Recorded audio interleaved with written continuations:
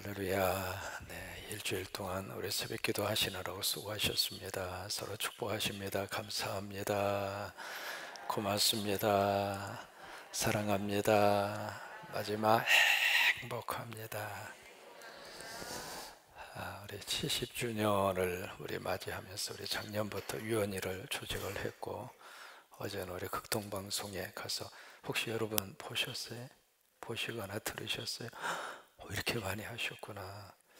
어제 우리 위원장님, 우리 장로님, 우리 김성훈 장로님 또 거기서부터 찬양도 하시고, 우리 남신도 회장님, 여신도 회장님, 우리 방권사님도 얼마나 이게요, 실시간으로 하는 라이브 방송에서 방송하는 게 굉장히 떨리거든요.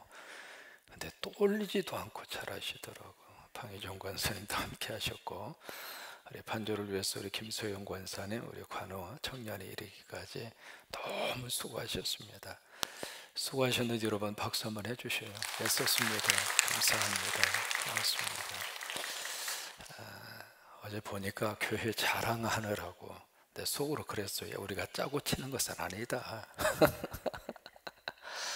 또 하나 이제 댓글 달린 거 이렇게 쭉 보니까 우리 교회 출신들이 여기저기 많이 흩어져 계시잖아요. 반가운 목소리가 들리니까 반갑다고 댓글도 그렇게 달아주시는 분도 있고 그랬습니다. 아무튼 이제 70주년을 맞이해서 여러 가지 많은 행사들을 하는데, 아시는 것처럼 우간다 지역에 우리 산림초등학교 공사가 잘 되어지도록 이제 거기 우기철 그 전에 공사가 깔끔하게 마무리되도록 여러분 꼭 기억하고 기도해 주시기 바랍니다.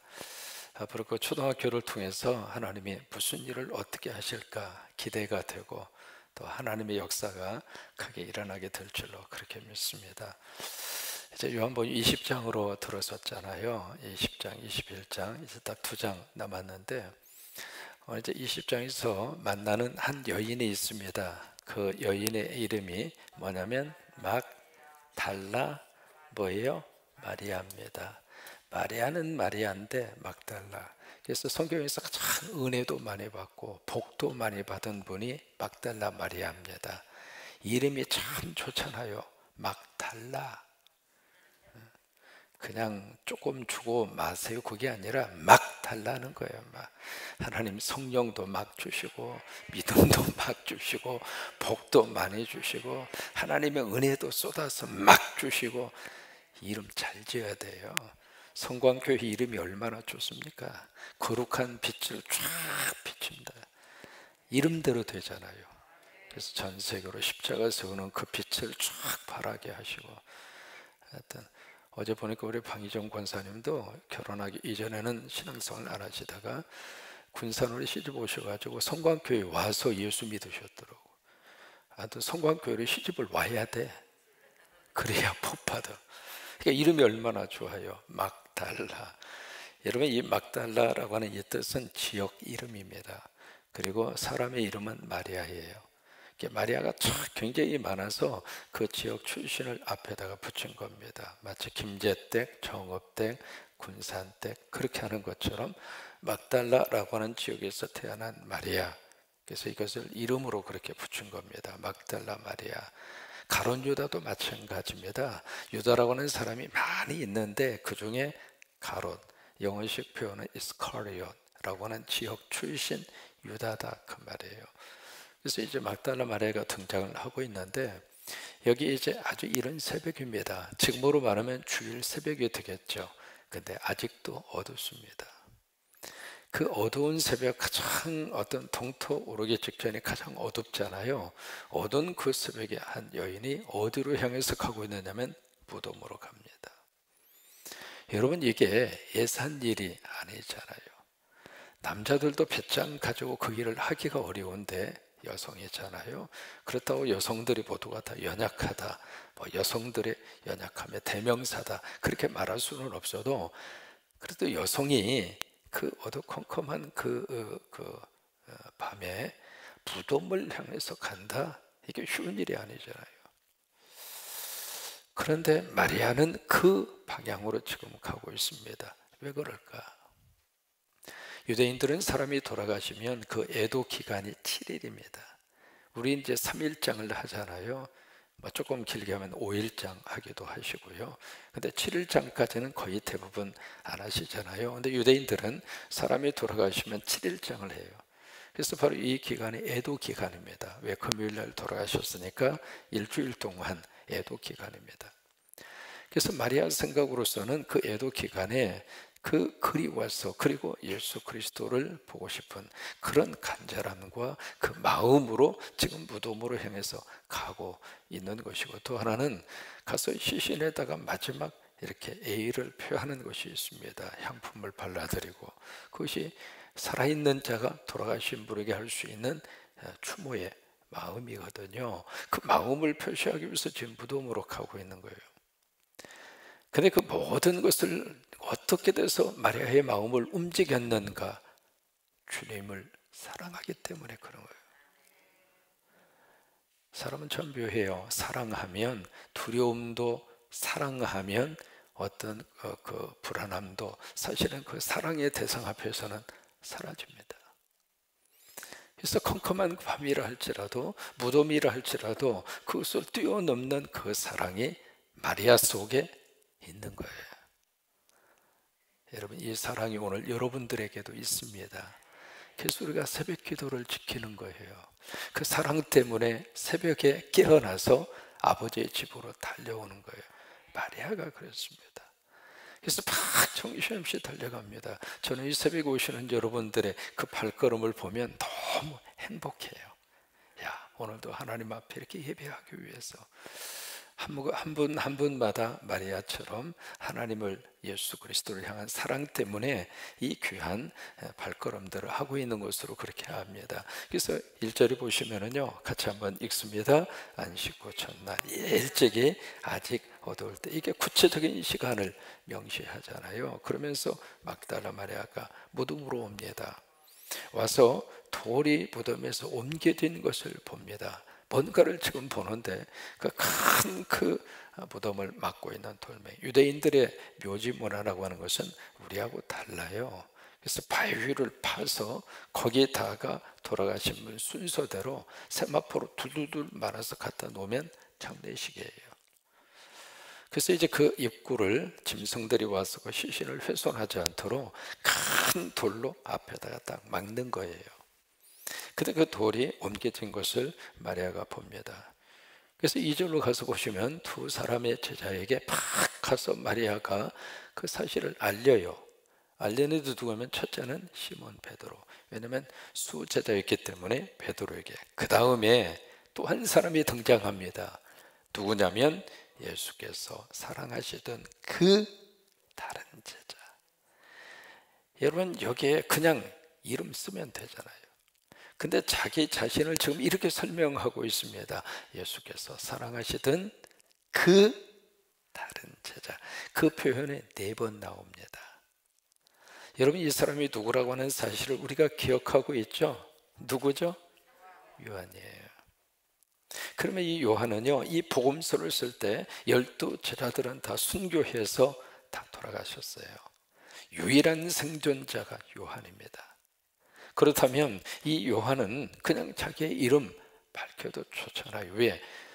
개인적인 입장으로 봐서는 그때까지 생존하고 그때까지 살아있으니까 감사하기도 하고, 자기의 존재감이 그 어떤 시대보다도 아주 분명하잖아요. 그래서 자기의 이름을 밝힐 만도 한데, 요한은 끝까지 자기의 이름, 석자도 아니죠. 이름 딱 2자잖아요. 이 이름을 글로 남기지 않습니다.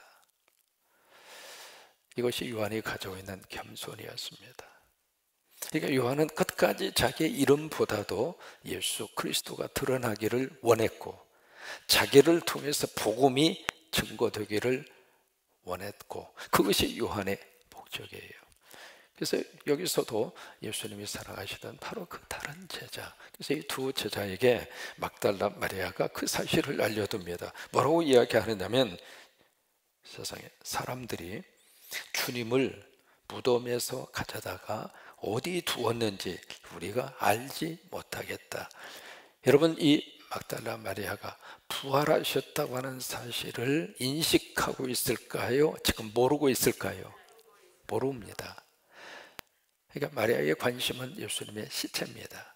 도대체 이 시체 누가 어디다 갖다 놨는지, 도대체 무덤문이 막고 있는 돌멩이가 딱 열려져 있고 지금 그런 상태라고, 그것을 지금 제자들에게 가서 알리는 겁니다. 근데 2절에 보시면은 우리라고 하는 복수가 나옵니다. 그러니까 1절에서 막달라 마리아가 한 사람으로 기록되어 있는 것으로 보이는데 2절에 가서 보시면 복수입니다. 그러니까 여인들, 복수 한 사람이 아니라 몇 사람의 여인들이 같이 간 거예요. 그래서 그 소식을 듣고 3절을 보시면 이 두 제자가 팍 달려가요. 걸어간 것이 아니라 달려갑니다. 황당하죠, 이분들의 입장으로서도. 그래서 팍 달려가는데 여기 다른 제자가 훨씬 더 젊어요. 요한이 젊어. 그러니까 달리기를 잘한 거예요. 아마 손흥민처럼 그렇게 달리기를 잘했나 싶어요. 막 같이 달리니까 이 젊은 요한이 먼저 달려서 무덤까지 갔습니다. 여기에 두 제자의 성격이 그대로 나타납니다. 그래서 젊어서 빨리 도착하긴 했지만 이 요한은 이렇게 보니까 뭐가 세마포가 보이는 것 같은데 무덤 속으로는 안 들어갑니다. 그러니까 요한은 굉장히 신중한 사람이에요. 돌다리도 두들기는 타입이에요. 그런데 이 베드로는 늦게 왔습니다. 나이 먹어서 달리기 하나를 얼마나 애썼겠어요. 그래도 베드로가 월명공원 한 바퀴씩 돌아서 그래도 다리에 힘이 좀 있었던 거예요. 그래서 요한을 팍 뒤쫓아와서 딱 도착한 다음 이 베드로는 하고 보는 성격이에요. 계산하지 않습니다. 쏙 들어가서 이렇게 보니까 세마포도 한쪽에 있다. 세마포는 이제 시신을 붓고 이렇게 둘둘 말았던 그것을 한쪽에 다 이렇게 적혀져 있고, 그 다음에 거기에 수건도 한쪽에 딱 적혀져 있고 그런 상태인 거예요. 지금 여기 요한은요, 이 자신이 본 이 무덤 안에서의 그 광경을 아주 자세하게 기록합니다. 세마포, 수건, 왜 그럴까? 어제도 말씀드렸잖아요. 교회 안에 뭐가 지금 자꾸 퍼지고 있느냐면 바로 이겁니다. 가해한설. 예수님 돌아가신 것이 아니라 가짜다. 이런 그 이단들이, 이런 루머들이, 이런 생각들이 성도들 사이에서 야금야금 퍼지고 있는 거예요. 거기에 대해서 이 요한은 봐라, 세마포가 만약에 시신을 누군가가 훔쳐갔다면, 아니면 기절했다가 다시 깨어났다면, 아니 시신 훔쳐가면서 무슨 놈의 시신을 두두두 맞고 있는 세마포를 풀어가지고 놓고 가는 사람이 어딨냐, 안 그래요? 그냥 통째로 훔쳐가지. 만약에 시신을 도둑질해 갔다면 뭐하러 그 수건을 갖다가 가지런히 놓겠느냐. 말도 안 되는 말 하지도 말아라. 기절했다가 깨어난 분이라면 세마포, 수건 이렇게 할 이유가 없지 않느냐, 그거예요.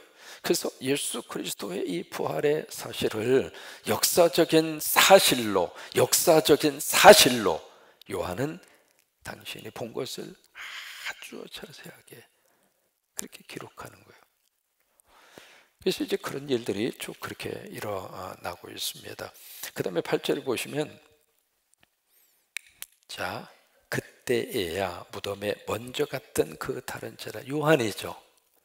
베드로가 가서 다 보고 나서 요한이 그 다음에 쏙 들어가는 거예요.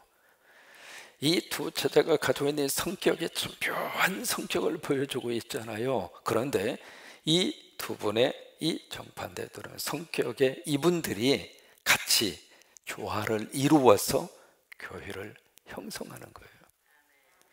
요한도 필요하고 베드로도 필요합니다. 요한처럼 뭔가 이렇게 일과 어떤 프로젝트를 진행을 할 때 꼼꼼하게 따지고, 이 요한 같은 성격은요, 뭐가 준비되지 않으면 안 합니다. 어쨌든 예산도 설정이 돼야 되고, 그 다음에 이 일을 어떻게 할 것인가 꼼꼼하게 준비를 해요. 그게 요한입니다. 이런 분 교회 안에 필요합니다. 어제 우리 방송하는 거 보니까 우리 장로님 그냥 토시 하나 틀리지 않을 정도로 꼼꼼하게 그 모든 원고를 다 써가지고 오신 거예요. 요한이죠. 고 요한. 필요해요. 그 다음에 이 베드로는요, 그거 없어요. 그냥 하고 보지 뭐 그거 앉아서 그거 쓰고 있어. 그냥 성령님 주시는 대로 그냥 나오는 대로 그냥 하면 되지 뭐 그렇게 앉아서 그러고 있느냐고. 그게 베드로입니다. 그래요. 둘이 다 필요하다 이 말이에요. 그래서 이제 딱 요한도 들어갔는데요, 8절에 보시면 거기 뭐라고 딱 써져 있느냐면 그 다른지라도 들어가고 믿더라. 여기 이걸 잘 해석하셔야 돼요. 뭘 믿었느냐면 예수님이 부활하셨다고는 사실을 믿은 게 아니에요.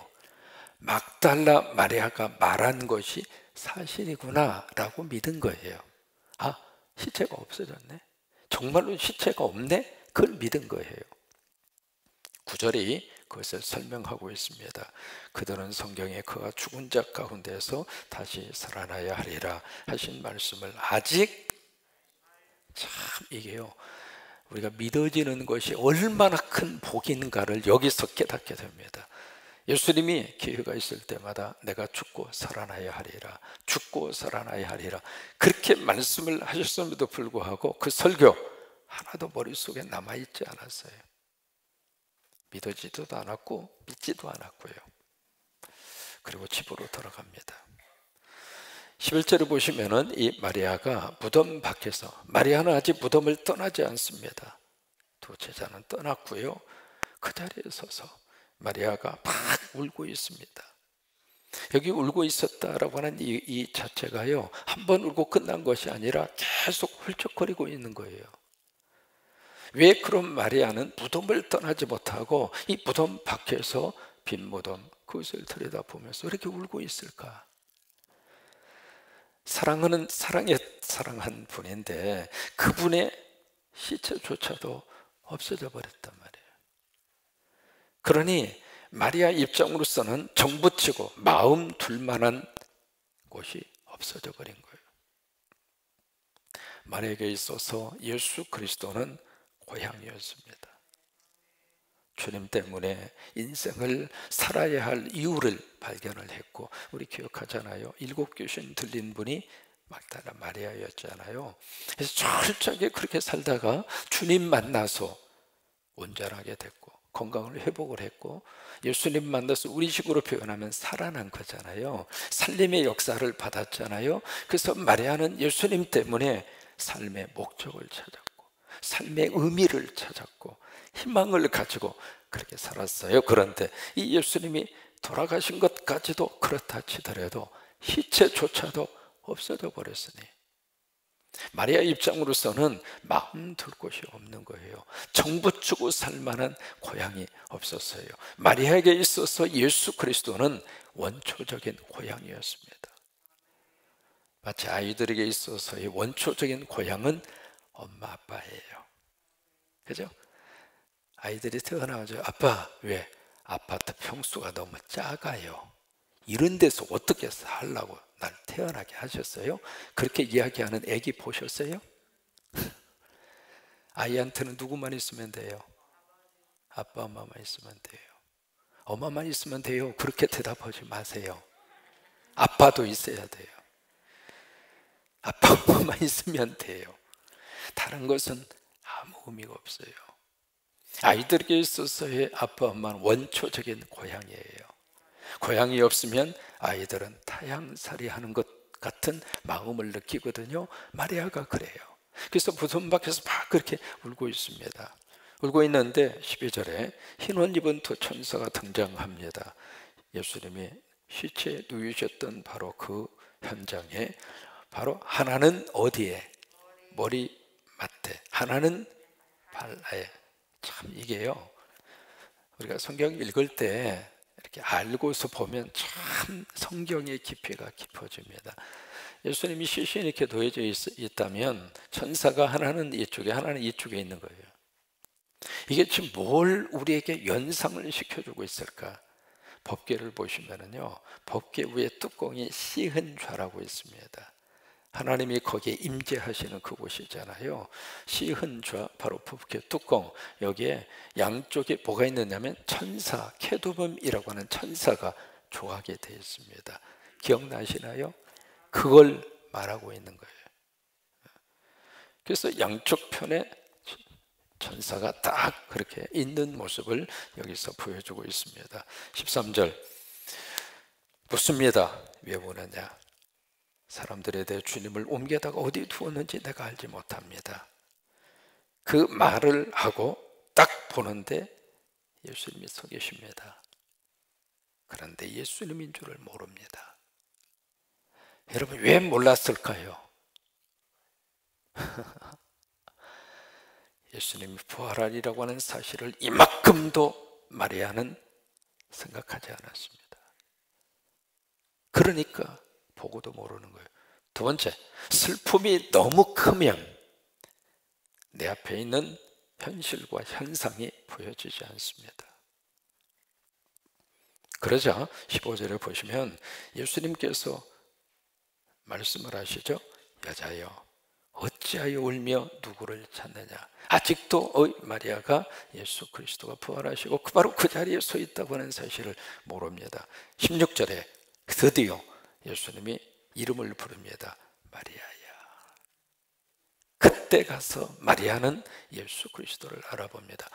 여러분들이 예배 드리러 오실 때마다 하나님이 여러분들의 이름을 불러주셔서 한 분 한 분마다 이름을 쫙 불러주신다. 그 이름을 불러주신다고 하는 사실이 영적으로 느껴질 때 그때 예수 그리스도와 우리와의 관계에 역사가 나타납니다. 마리아야. 음성을 통해서 예수 그리스도의 존재를 확인하는 거죠. 그러니까 이 마리아가 라보니, 랍비라고 하는 뜻이거든요. 선생님이라고 하는 뜻입니다. 17절에 예수님 뭐라고 말씀하시는가? 이 부분은 좀 보셔야 돼요. 예수께서 이르시되 나를 붙들지 말라. 전에 성경에서는 만지지 말라 그랬어요. 그러니까 옛날 개혁 성경은 만지지 말라, 개혁 개정은 조금 더 해석을 한 겁니다. 붙들지 말라 같은 단어인데요, 그 단어를 이렇게도 해석할 수 있고 이렇게도 해석할 수 있습니다. 그러니까 만지지 말라 그렇게 해석을 하니까 무슨 생각이 드냐면 그래? 마리아가 예수님 만지면 부정 타서 승천도 못 하시고 그런가 보다 그 생각을 하는 거예요. 근데 여기에 만지지 말라라고 번역되어 있는 그 단어 자체가 두 가지로 해석할 수 있습니다. 첫째는 붙들지 말라, 그 다음에 두 번째는 매달리지 말라 그 말이에요. 왜 나를 지금 나에게 매달리지 말고 마리아 너는 빨리 가서 제자들에게 내가 살아났다고 빨리 전해라, 그 이야기예요. 만지지 말라, 붙들지 말라라고 하는 그 말씀의 의미는 바로 그겁니다. 빨리 가서 제자들에게 내가 부활했다고 하는 사실을 전해 주어라, 바로 그거예요. 18절 말씀 같이 있습니다. 막달라 마리아가 가서 제자들에게 내가 주를 보아.